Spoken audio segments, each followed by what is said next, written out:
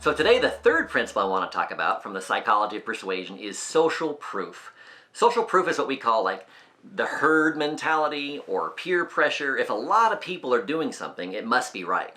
The more people that believe something, the truer it must be, right? We know that that's not true, but that's the principle of social proof, and it's very powerful. Think about this. The Ford F-150 truck series, the #1 selling truck in America. Why do they say that? Why do companies advertise we're the #1 selling this or #1 in that category? They're invoking this principle, social proof. If a lot of other people are doing it, it must be the right thing to do.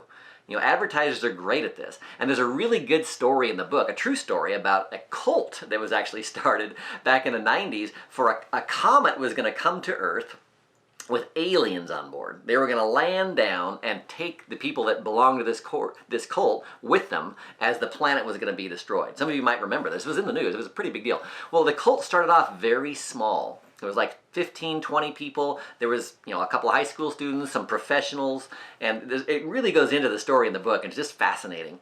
But what happened was there was supposed to be a time and a day when the spaceship would come and pick them all up. Well, the time and the day came and went, as we all know, and the spaceship never came, right? So you think, well, that's probably the end of that cult. They all just said, well, this was all a farce, let's go on with it. That's not what happened. What happened is the cult actually grew tremendously from about 15 to 25 members to over 300 members within the next 6 months. And it grew beyond that. And you think, well, how can that happen?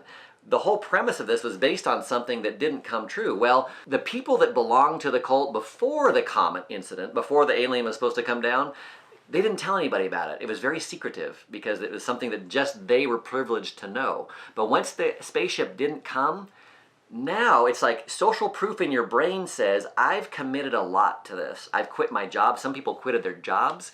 They quit doing things with their family. People disowned them. This is really big stuff.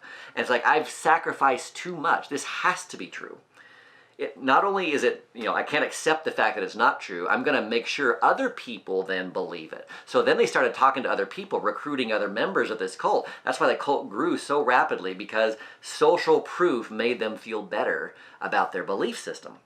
This happens all the time. We think that's really funny, and you can read that story. It's fascinating. And you can say, okay, I understand how it happened with this cult, but it happens every day. And it happens to every single one of us, right? Social proof is very prominent in fashion. Think about the fashion industry. Why do we wear what we wear? Why do people buy low-rise jeans or certain brands of shoes? They see celebrities or they see other people doing it, and pretty soon more people buy it. Now it's the norm. And social proof is there. It's like, this is what we should be doing. The more people do something, the more we think it's the right thing to do. Don't forget that. Marketing companies know this very well. So don't let that be lost on you. And if you're selling a product, how can you do that? How can you get social proof? Can you get testimonials from clients? Can you get video testimonials from satisfied people you've worked with? That's a great way to build your social proof. So let me hear in the stories below what you think of this, and have you experienced it before yourself?